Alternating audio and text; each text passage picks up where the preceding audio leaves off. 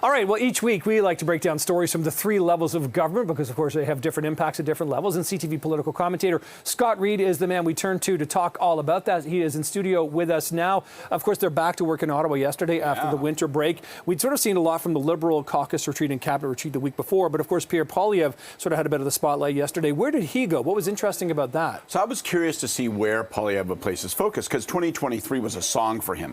Ended up 10, 15, 20 points ahead in the polls.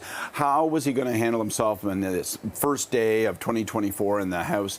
And he went right back to his knitting, went right back to carbon tax, pounding away on the carbon tax. There's actually a bill by one of his members in the House that would extend the carbon tax exemptions across, farm home heating and farm fuels and all that sort of stuff. So he's working hard on that, sticking in with it. And I think the curious thing to watch will be how the Conservatives play their cards over the course of the year. Will they stick straight to those issues if, for example, interest rates start to get cut and maybe the economy starts to improve? Do they shift their focus a little more to crime, which he's also flagged as a big priority? I think it's going to be interesting to watch the jousting between he and Trudeau. Trudeau needs to have a better 2024, and Pierre Poilievre wants to make 2024 a carbon copy of 2023. Yeah, he wants to hang on to a lead like that going into, I suppose, an election year more likely next year than this year, especially if you're the Liberals. Absolutely, and if you're a Leafs fan, playing with a lead is the toughest thing in the world. That's so true. Those blown leads this year have been pretty awful to watch. In the meantime, let's go to the provincial level. Of course, Doug Ford in power there. The province has finally revealed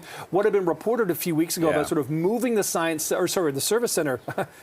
I'm confusing the Science Centre with Service Ontario. Moving it Service all. Ontario, going into places like Stables, a really wild scrum happening yesterday. But let's talk more about this. Was this a good day for the Ford government yesterday? It was a so-so day. And I'm going to be really specific here because my job in politics always was around communications, prepping ministers, premiers, prime ministers to meet with the media, to try to get their message out. And how do you make the argument and persuade people who are watching?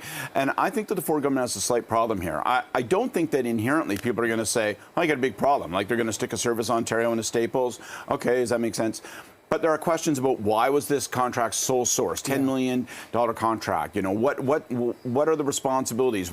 Did you do any due diligence with respect to why there and why not elsewhere? So all these questions are putting to the minister, and he looked weak as yesterday's tea. He simply can't answer straightforward questions. He can't get off of his talking points. He looks scared, stiff, and they've got to do a better job of handling this file. I don't necessarily think there's some great big Satan at the center of it, but their minister is causing people to be suspicious because of his clunky inability to just answer questions clearly. Yeah, if you can't answer a straightforward question, it just sort of raises other questions in you. And again, that $1 million in savings the government's talked about, that's kind of ephemeral. We don't really know where the savings actually come from. And opposition and media are asking, well, where? Like, where are those savings? What's the basis of that number?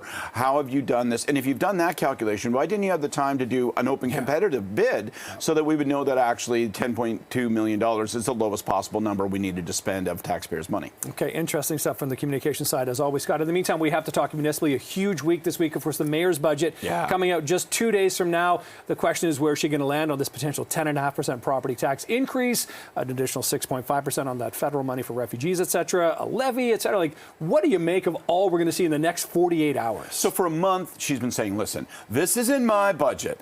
This is the budget committee's budget. I've got no control here. I'm a cork in this big budget river, right? But now she'll be revealing her budget. She gave us a hint yesterday. She said, look, there's a proposal for multi-residential properties. What's that mean? Well, if you've got a bunch of renters in those buildings. So she says, in order to avoid having rents go up because your property taxes for those owners are going up, they're going to keep them lower. So right away, it's like, oh, wait a second. So like if I'm just regular Jill and Joe Jane taxpayer, I've got my home, my taxes are going to go up 10.5, maybe 16.5%. But if I own an apartment building and I got more cash in my pocket, I'm actually not going to. So these kinds of dissonances are starting to emerge. It's going to be very, very interesting. It's all an exercise, again, in political communication. Can she hike taxes and then have taxpayers blame another level of government, blame the federal government because they're not giving the city more, blame old mayors who didn't raise taxes enough in the past? That's the game she's playing. I think it's going to be very, very interesting to watch later this week how she presents her budget. And of course, we've got the battle between the police and the mayor. Of course, we'll have Myron Demke sitting where you are coming up in a few minutes' time here on Breakfast. Scott, always appreciate the time. Thanks for breaking this down for us. Thank you, sir. Have a great week. And you as well.